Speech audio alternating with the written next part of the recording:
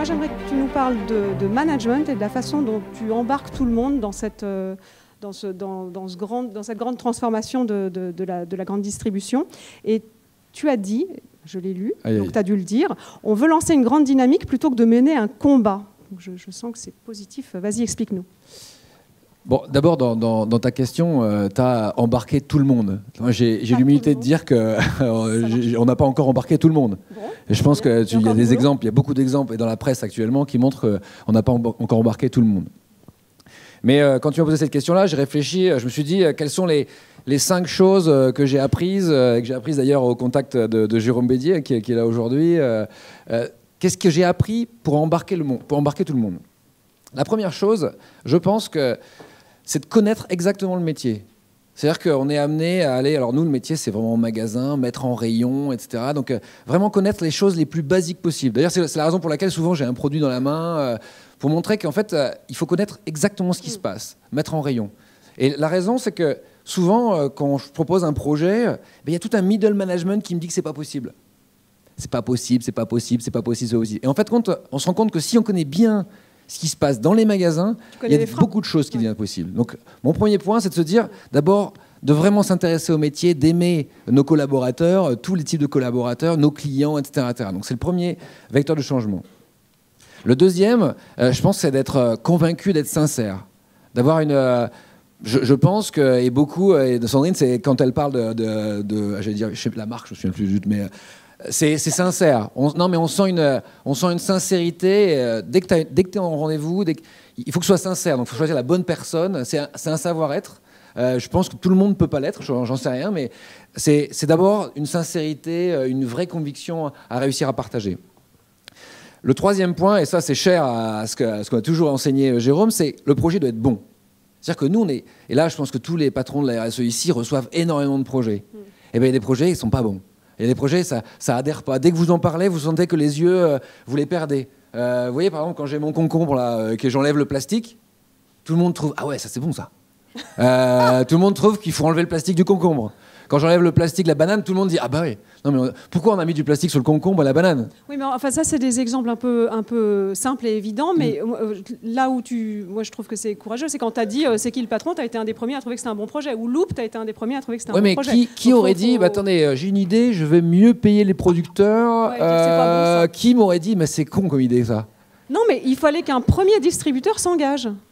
Bien sûr, mais je veux dire, c'est le projet...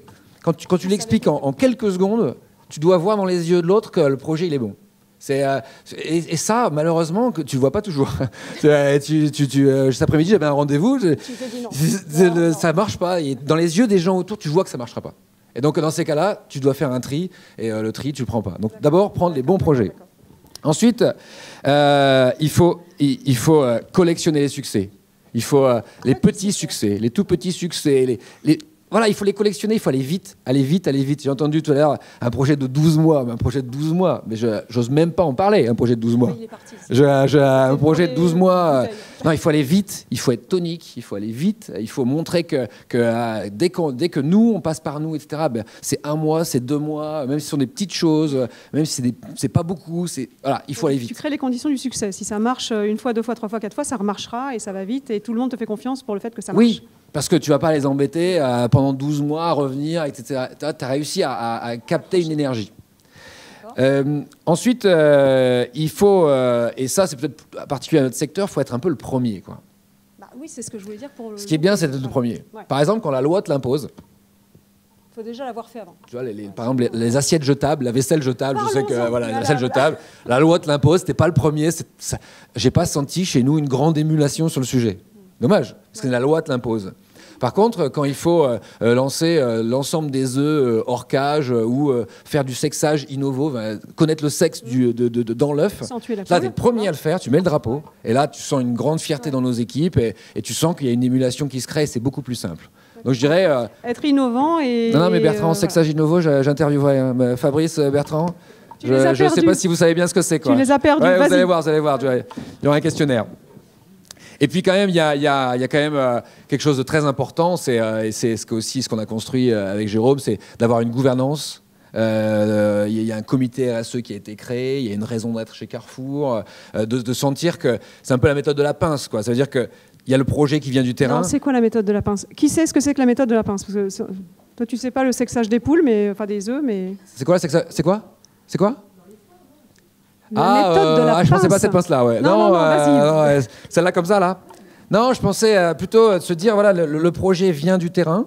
Un projet très simple. Le projet qui a été soumis par un magasin à Bordeaux, c'est si tu viens avec une bouteille remplie de mégots que tu as ramassé dans la rue, tu le déposes et nous, on te donne un panier de dates courtes. C'est top, mais je vois pas le rapport avec la pince. Vas-y. Eh bien, ça, ce projet-là, il est fait par un magasin. Mais si tu as le soutien du comité RSE, du conseil d'administration, si tu as le soutien de la direction générale, si tu sais que c'est la dynamique du gaspillage alimentaire qui est la dynamique sur laquelle on veut travailler, et ça c'est ce que je considère être la stratégie, et bien là, à ce moment-là, la pince, elle se ferme et tu as le bon sujet au milieu. Et c'est ce bon sujet que tu peux déployer. Et ensuite, tu le déploies parce que tu l'as mis en avant dans un magasin et que tout le monde veut faire pareil. Et tu as aussi une émulation dans les magasins. Et tu arrives à embarquer du monde. D'accord. C'était clair mes exemples? C'est super. La pince, ouais, vachement. Est-ce qu'il y a des... Non, pardon. Est-ce qu'on peut parler des erreurs quand on cherche à embarquer? Tu soulignais la vitesse. Est-ce que parfois tu as été trop vite? Est-ce que vous êtes trompé? L'humain, c'est pas une science exacte non plus. Non, mais aller trop vite, oui, ça arrive d'aller trop vite et de se dire bon, mais j'aurais pu mieux faire. Mais c'est le syndrome, pour moi, j'appelle du PowerPoint. On a arrêté tous les PowerPoint dans notre service. Mais un PowerPoint, franchement, quand vous le regardez, vous pouvez toujours l'améliorer, quoi. Vous pouvez toujours faire beaucoup mieux sur le PowerPoint. Vous pouvez passer des heures, vous pouvez faire 200 PowerPoint. Quelquefois, peut-être accepter de faire juste une note d'une page, encore un clin d'œil, bien fait, avec du fond, et éviter de se dire que je vais passer des heures à faire un PowerPoint. Et en ce moment, je suis en train de faire un projet qui emmène l'ensemble de nos fournisseurs de marques nationales, etc. J'ai conscience d'aller très très vite, de passer des étapes, mais je sens qu'il y a une énergie, et cette énergie-là, elle va fonctionner. Alors tu sautes à la prochaine question. Je voulais te demander quel était ton prochain grand chantier, parce que est-ce que c'est du déploiement dans tous les pays, de ce que vous faites déjà très très bien là? Est-ce que c'est d'aller encore plus pointu sur un sujet particulier? Est-ce que c'est creuser plus encore dans Act for Food? Non, je pense qu'il y a deux gros chantiers sur lesquels j'aimerais qu'on réussisse cette année.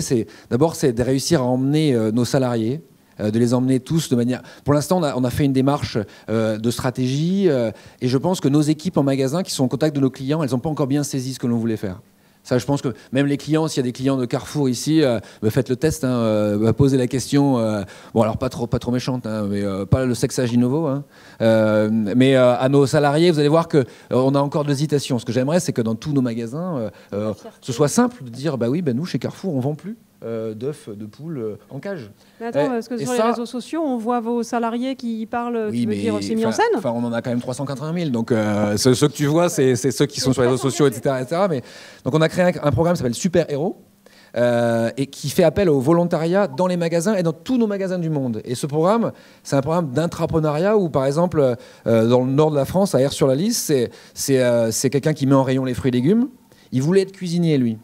Et il est dans un magasin en train de mettre les fruits et légumes, il n'a pas réussi, mais on lui donne la possibilité de cuisiner un peu les invendus, etc. Lui, il en est super fier. Il se fait un réseau sur Facebook, 2000, 3000 personnes de clients, et il emmène du monde. Et ça, il m'en faudrait 1000, 2000, 3000, 10 000, 20 000, 30 000. Et comme ça, je pense qu'on arriverait à emmener nos équipes. Ça, c'est mon premier rêve, qui s'appelle les super-héros. Mais j'en ai parlé aussi sur les réseaux sociaux, donc tu connaissais. Peut-être tout le monde le connaît.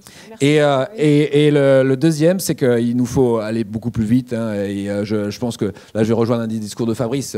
On est en retard. Le client maintenant est devant nous, la société elle est devant nous, on est en train de ramer pour essayer de la rattraper. Je pense qu'il faut qu'on aille beaucoup plus vite, qu'on emmène de manière collaborative beaucoup plus de marques, beaucoup plus d'autres distributeurs. Vous avez des partenaires, Nestlé, j'ai vu votre initiative avec Nestlé. Oui, vous embarquez des partenaires. D'embarquer tous nos fournisseurs, donc les grandes marques, c'est mon prochain défi, là, très prochain. Et après d'embarquer aussi toutes les PME avec nous, etc. Ça, je pense que ce défi-là, il faut vraiment le réussir. L'urgence est là, et c'est notre responsabilité en tant que distributeur, mais aussi peut-être en tant que citoyen, de réussir à emmener tout le monde, et pas seulement nos salariés. Bon, très bien, merci. Merci J'en prie, beaucoup. merci Céline. Merci.